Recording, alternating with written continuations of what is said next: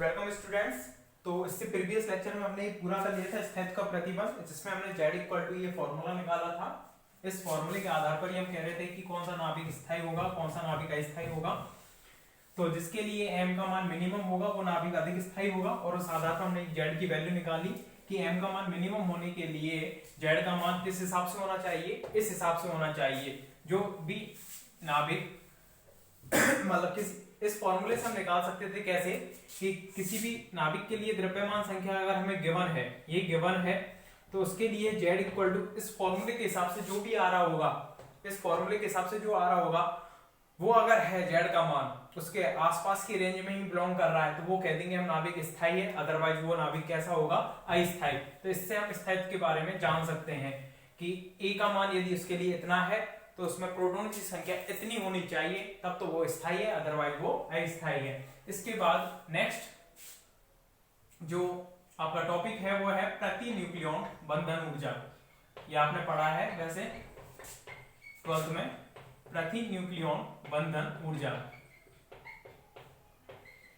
बंधन ऊर्जा वक्र, प्रति न्यूक्लियॉन बंधन ऊर्जा वक्र हेडिंग डाला है इसमें, प्रति न्यूक्लियॉन बंधन ऊर्जा वक्र।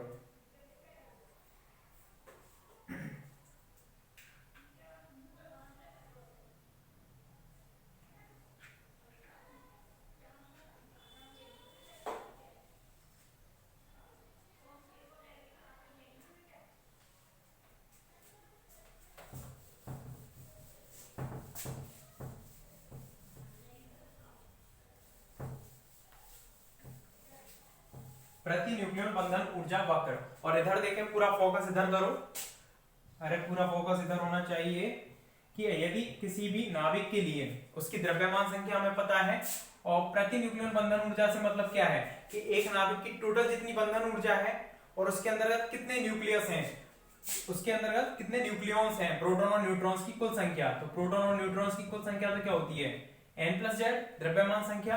तो अगर किसी भी नाभिक की बंधन ऊर्जा में हम भाग दे दें a का, तो वही क्या कहलाएगी, प्रति न्यूक्लियॉन बंधन ऊर्जा, बाइंडिंग एनर्जी b से रिप्रेजेंट करेंगे इसको, तो b/a ही क्या कहलाएगी, b बार। तो इसको हम प्रति न्यूक्लियन बंधन ऊर्जा भी बोल सकते हैं या औसत ऊर्जा भी बोल सकते हैं। तो इस औसत ऊर्जा औसत ऊर्जा में और द्रव्यमान संख्या में हम एक कर्व खींचते हैं जिनके लिए द्रव्यमान संख्या में गिवन है, और उसके संगत हम बाइंडिंग एनर्जी में ग्राफ खींचते हैं। तो वो ग्राफ कुछ इस तरह से आता है,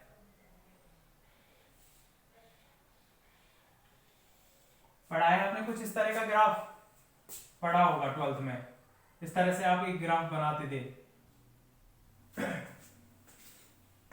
इस तरह से ग्राफ आता था इसका प्रति न्यूक्लियन बंधन ऊर्जा का, जिसके लिए हमने a में और उसकी प्रति न्यूक्लियन बंधन ऊर्जा, एक न्यूक्लियस के पास, एक न्यूक्लियन के पास कितनी बाइंडिंग एनर्जी है, उसके उन दोनों के बीच में हम ग्राफ खींचते थे। तो वो ग्राफ कुछ इस तरह से आता था, ठीक है। अब यहां पर देखें, यहां पर आता था 2He4 हीलियम, इस पीक पर आता था कौन, 8 ऑक्सीजन 16, 8 ऑक्सीजन 16, इस पर आता था 20 कैल्शियम, कितना होता है इसका 44.5 कुछ ऐसा होता है द्रव्यमान संख्या, तो 20 कैल्शियम। और यहां पर आता था Fe56, Fe56 इस वाले पर, मैक्सिमम वाले पर, और इसका जो एटॉमिक नंबर होता है, परमाणु क्रमांक होता है, वो 28 होता है। तो सही से दिख रहा होगा आपको, 2He4 8 ऑक्सीजन 16, उसके बाद है 20 कैल्शियम 44.5, और उसके बाद है कितना 28 Fe56, ठीक है। यहां तक कंप्लीट हो गया ये।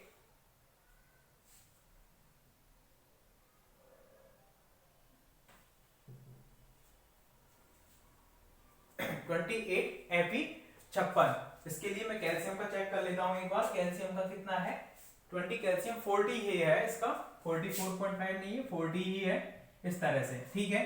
तो यहां पर देखें कि Fe मैक्सिमम आ रहा है, ये प्रति न्यूक्लियस। अब हमने पहली बात की थी कि जिस न्यूक्लियस के लिए बंधन ऊर्जा जितनी ज्यादा होगी, जैसे एक न्यूक्लियस के लिए जितनी ज्यादा बंधन ऊर्जा है तो प्रत्येक के बट में भी ज्यादा ही आएगी। अरे भाई, इसके लिए बंधन ऊर्जा ज्यादा है तो प्रति किबट में जो आएगी वो भी ज्यादा आएगी। या तो हम ये कहें कि बंधन ऊर्जा का मान ज्यादा हो, या ये कहें कि प्रति न्यूक्लियन बंधन ऊर्जा का मान ज्यादा है, तो वो नाभिक क्या होगा, अधिक स्थायी होगा। तो इसके लिए Fe56 के लिए प्रति न्यूक्लियन जो बंधन ऊर्जा है उसका मान कितना आ रहा है, यहाँ पर आ रहा है, सबसे मैक्सिमम पॉइंट पर आ रहा है, उसके बाद कम होता हुआ जा रहा है, इधर भी कम होता हुआ जा रहा है। यहाँ पर आता है बिन में यूरेनियम 236 या 232 जो भी है, समस्थानिक होते हैं दोनों ही। और ए के बीच में हम ग्राफ खींच रहे हैं, ए के बीच में हम यहाँ पर ग्राफ खींच रहे हैं। तो ए का मान यहाँ पर 180 की समथिंग यहाँ आ जाता है, और ए का मान यहाँ पर आ जाता है, कहां पर आएगा, a इक्वल टू 20, 16 के बाद लगभग यहां पर आएगा, यहां पर 16 है, यहां पर लगभग a इक्वल टू 20 आएगा, और यहां पर मान लिया हमने कहीं पर a इक्वल टू 180। तो लगभग हम देखें a इक्वल टू 20 से नीचे नीचे ग्राफ है वो कम होता हुआ जा रहा है, 180 के बाद ग्राफ है कम होता हुआ जा रहा है, लेकिन बीच में लगभग ग्राफ सेम बना हुआ है। सेम का मतलब इन दोनों के बीच में प्रति न्यूक्लियन बंधन ऊर्जा का मान a लेस देन 20 पर कम होता हुआ जाता है, और a इक्वल टू 180 के बाद कम होता हुआ जा रहा है, लेकिन इस वाली रेंज में अधिक बना हुआ है। समझने की कोशिश करना कि हमने प्रति न्यूक्लियन बंधन ऊर्जा के लिए वक्र बनाया, उसमें द्रव्यमान संख्या और प्रति न्यूक्लियन बंधन ऊर्जा के बीच में कर्व खींचा। तो यहाँ पर जो मैक्सिमम जो आ रही थी Fe56 की आ रही थी, और ये आती है यहाँ पर 8.8 मेगा इलेक्ट्रॉन वोल्ट। कितनी आती है, 8.8 मेगा इलेक्ट्रॉन वोल्ट सबसे मैक्सिमम होती है। तो इस आधार पर Fe है वो प्रकृति में पाए जाने वाले जो स्थायी तत्व हैं उनमें सबसे अधिक स्थायी तत्व है। जितने भी स्थायी तत्व पाए जाते हैं तो उनमें सर्वाधिक स्थायी तत्व कौन सा है, आयरन। जो लोहा होता है वो सर्वाधिक स्थायी तत्व होता है प्रकृति में पाए जाने वाले तत्वों में। क्यों, उसके लिए प्रति न्यूक्लियन बंधन ऊर्जा का मान क्या है, ज्यादा। और जैसे ही हम इससे नीचे जाते हैं या इससे ऊपर जाते हैं 180 से, तो प्रति न्यूक्लियन बंधन ऊर्जा का मान कम हो रहा है। तो हम ये कह सकते हैं प्रति न्यूक्लियन बंधन ऊर्जा का मान कम हो रहा है, मतलब नाभिक कैसा होता हुआ जा रहा है, अस्थायी होता हुआ जा रहा है। तो इधर के नाभिक हैं वो अस्थायी हैं, और इधर के नाभिक हैं वो भी अस्थायी हैं। तो 180 से ऊपर ही आएगा, बिन में यूरेनियम 232 या 236, तो ये अस्थायी है। तो ये बड़े नाभिक हैं, और इधर वाले कौन से होंगे, हल्के नाभिक, मतलब छोटे नाभिक। तो हल्के नाभिक तो आपस में मिलकर नाभिक की संलयन क्रिया करते हैं, और यहाँ से ऊपर वाले हैं तो बड़े नाभिक हैं, वो टूटकर कौन से रेंज में आने की कोशिश करते हैं, इस बीच वाले रेंज के जो नाभिक हैं उसमें आने की कोशिश करते हैं। तो हल्के नाभिक तो आपस में जुड़कर इस रेंज में आएंगे, और बड़े नाभिक हैं वो टूटकर यानी कि नाभिक के विखंडन करके कौन सी वाली रेंज में आने का प्रयास करते हैं, इस वाले में। जैसे कि मैंने सेकंड चार्ट में भी बताया था। और वो इसके लिए क्या करते हैं, लगातार अपने प्रोटॉन और न्यूट्रॉन्स की संख्या को चेंज करते हैं, यानी कि अल्फा और बीटा गामा गणों का क्या करते हैं, वहां पर क्षय करते हैं। तो प्रति न्यूक्लियन बंधन ऊर्जा वक्र हेडिंग डालकर इस वक्र को बनाए, पहले सही से बनाना, 4 पीक बनानी है, इस तरह से 4 पीक बनानी है, एक पर हीलियम, एक पर ऑक्सीजन, एक पर कैल्शियम और एक पर आयरन, इस तरह से बनाना है। तो ये जो नाभिक हैं जो पीक पर आ रहे हैं, चोटी पर जो आ रहे हैं, वो अपने पास वाले नाभिकों की तुलना में कैसे हैं, एकदम स्थायी है, इसलिए एकदम से उनका मान क्या बढ़ गया, प्रति न्यूक्लियन बंधन ऊर्जा का मान बढ़ गया उनके लिए। ठीक है, प्रति न्यूक्लियन बंधन ऊर्जा का मान उनका एकदम से बढ़ गया, क्योंकि ये अपने पास वाले तत्वों की तुलना में अधिक स्थायी होते हैं।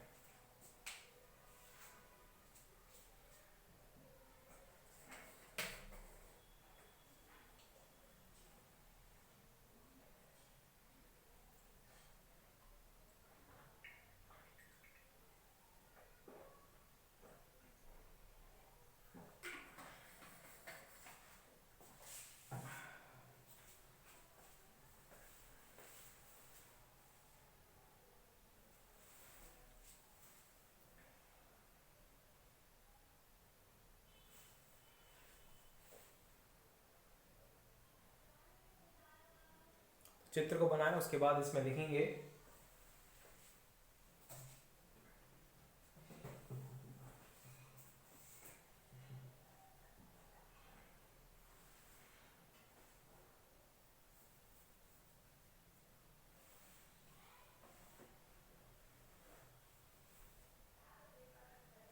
पॉज करके बना लेना चित्र को, ग्राफ को।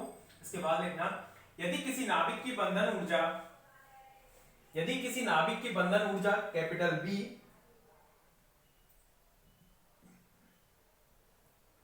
यदि किसी नाभिक की बंधन ऊर्जा कैपिटल बी तथा द्रव्यमान संख्या कैपिटल ए है तो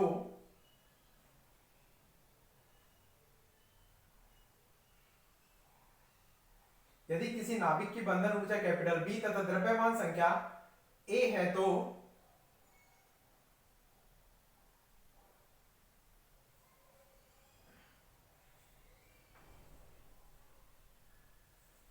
प्रति न्यूक्लियन बंधन ऊर्जा ही प्रति न्यूक्लियन बंधन ऊर्जा ही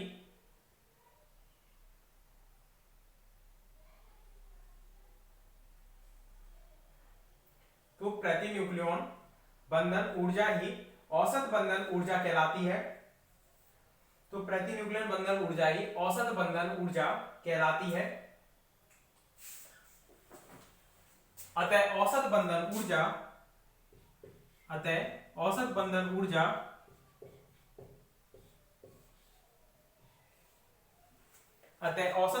ऊर्जा B bar equal to B upon A.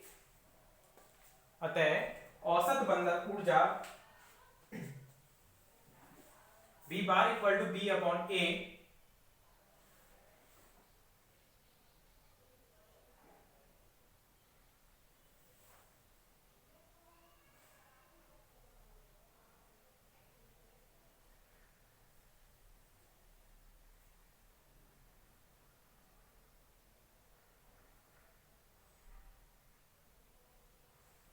इसके बाद लिखना नेक्स्ट लाइन से औसत बंधन ऊर्जा बी बार तथा द्रव्यमान संख्या ए के मध्य ग्राफ।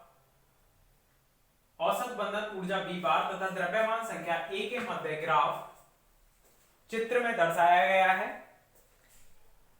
औसत बंधन ऊर्जा बी बार तथा द्रव्यमान संख्या ए के मध्य ग्राफ चित्र में दर्शाया गया है। इस ग्राफ से निम्न निष्कर्ष निकलते हैं। इस ग्राफ से निम्न निष्कर्ष निकलते हैं और जो भी निष्कर्ष होंगे उनको पॉइंट वाइज हम लिखते जाएंगे। नंबर 1 पर लिखना इस ग्राफ से निम्न निष्कर्ष निकलते हैं। फर्स्ट पॉइंट लिखना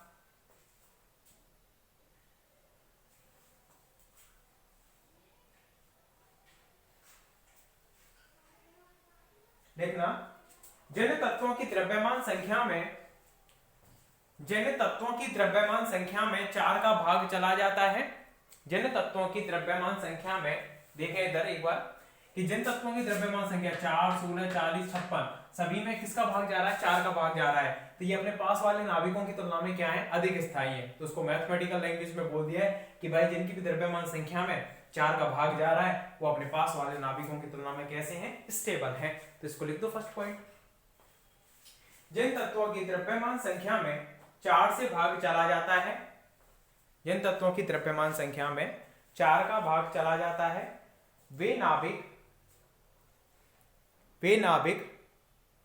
अपने पास वाले नाभिकों की तुलना में अधिक स्थायी होते हैं। वे नाभिक अपने पास वाले नाभिकों की तुलना में अधिक स्थायी होते हैं।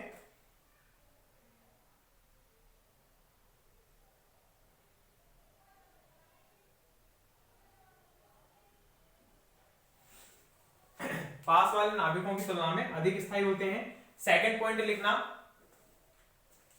Fe56 iron 56।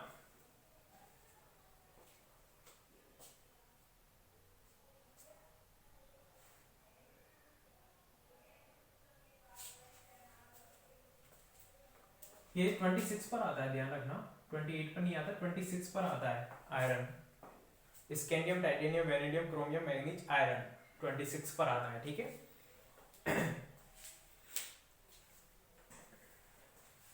Fe56 के लिए प्रति न्यूक्लियन बंधन ऊर्जा का मान Fe56 के लिए प्रति न्यूक्लियन बंधन ऊर्जा का मान 8.8 मेगा इलेक्ट्रॉन वोल्ट होता है। प्रति न्यूक्लियन बंधन ऊर्जा का मान 8.8 मेगा इलेक्ट्रॉन वोल्ट होता है, जो कि सर्वाधिक है।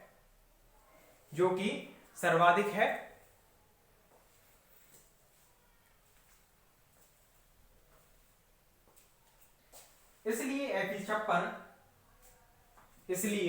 Fe56 प्रकृति में पाए जाने वाले सभी तत्वों में इसलिए Fe56 प्रकृति में पाए जाने वाले सभी तत्वों में सर्वाधिक स्थायी होता है, पाए जाने वाले तत्वों में सर्वाधिक स्थायी होता है। थर्ड पॉइंट लिखना।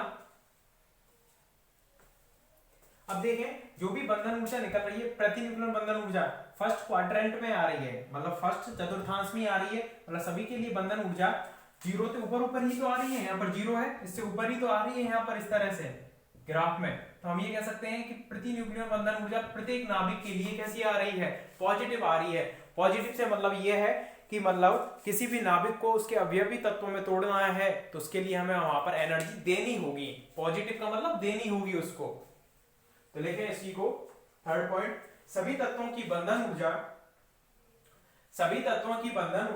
धनात्मक है। सभी तत्वों की बंधन ऊर्जा धनात्मक है।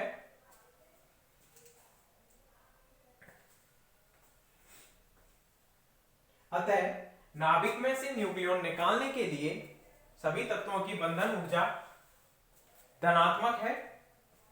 अतः नाभिक में से न्यूक्लियॉन निकालने के लिए ऊर्जा देनी होगी। अतः नाभिक में से न्यूक्लियॉन निकालने के लिए ऊर्जा देनी होगी।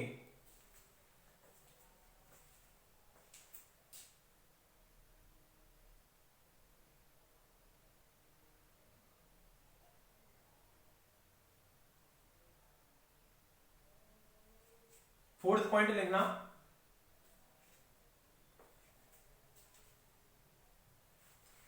फोर्थ पॉइंट लिखना, थर्ड हो गया इसमें। फोर्थ पॉइंट लिखना, A लेस देन 20 तथा A ग्रेटर देन 180 होने पर, 20 से कम और 180 से अधिक, A लेस देन 20 तथा A ग्रेटर देन 180 होने पर B बार का मान घटने लगता है। दोनों तरफ ही ग्राफ नीचे की ओर डाउन हो रहा है। B बार का मान कम होने लगता है।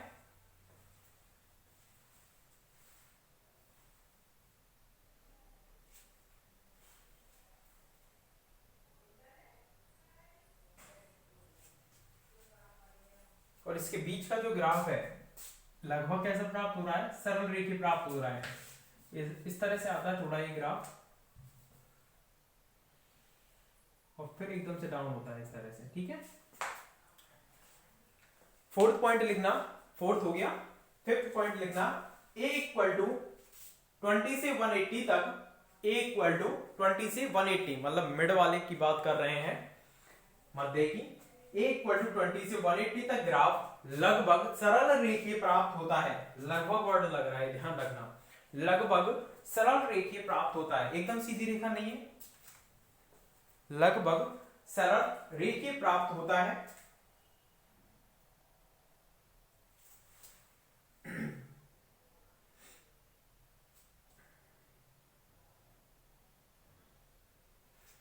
इसके बाद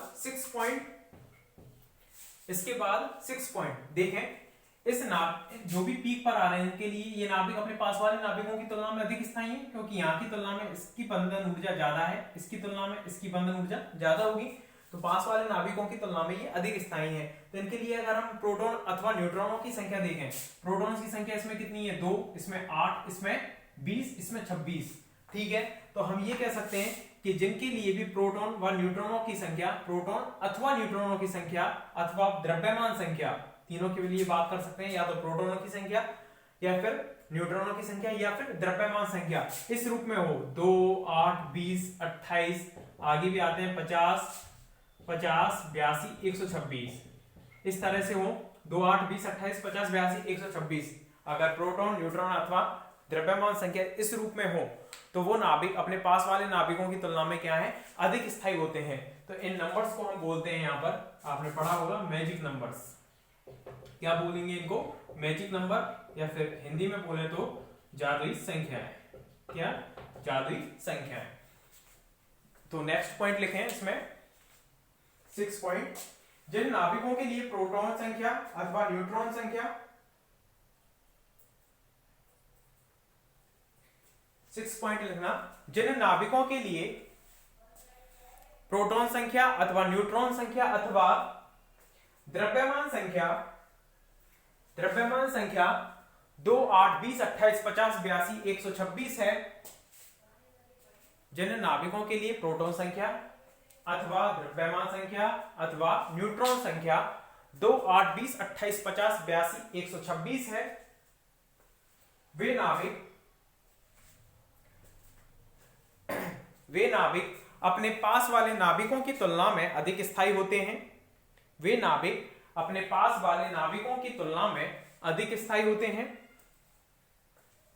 वे नाभिक अपने पास वाले नाभिकों की तुलना में अधिक स्थायी होते हैं।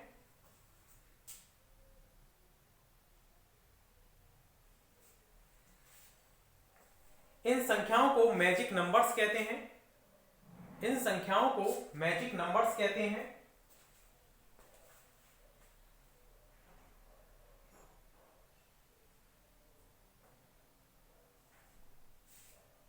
इन संख्याओं को मैजिक नंबर्स कहते हैं। इसके बाद नेक्स्ट पॉइंट लिखना है एक और 7 पॉइंट।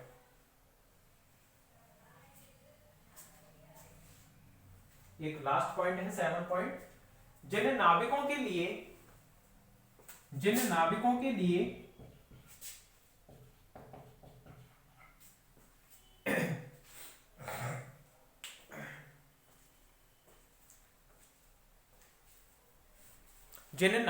लिए a लेस देन 20 होता है, जिन नाभिकों के लिए a लेस देन 20 होता है,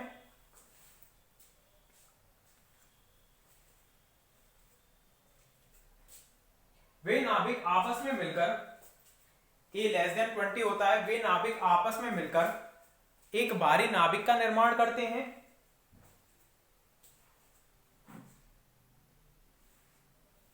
आपस में मिलकर एक भारी नाभिक का निर्माण करते हैं।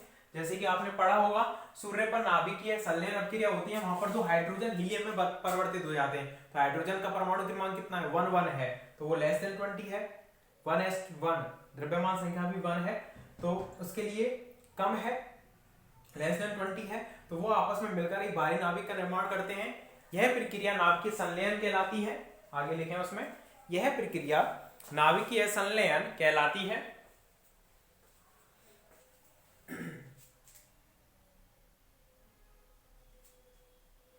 इसी प्रकार जिन नाभिकों के लिए a ग्रेटर देन 180 होता है, इसी प्रकार जिन नाभिकों के लिए a ग्रेटर देन 180 होता है,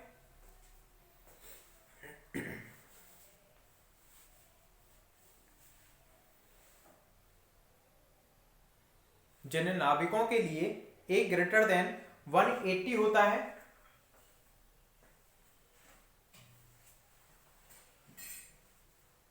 वे नाभिक विभक्त होकर हल्के नाभिकों का निर्माण करते हैं। वे नाभिक विभक्त होकर हल्के नाभिकों का निर्माण करते हैं।